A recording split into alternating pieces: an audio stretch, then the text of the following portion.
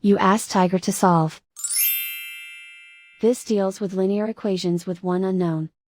The final result is x equals 16 over 275. Let's solve it step by step. Group all constants on the right side of the equation. Add 12 over 25 to both sides. Combine the fractions. Combine the numerators. Reduce the zero numerator. Simplify the arithmetic.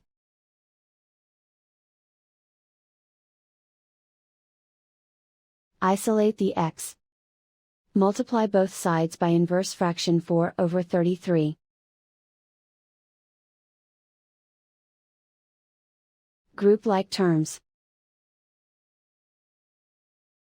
Multiply the coefficients. Simplify the fraction.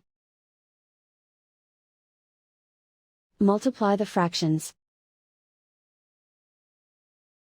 Simplify the arithmetic.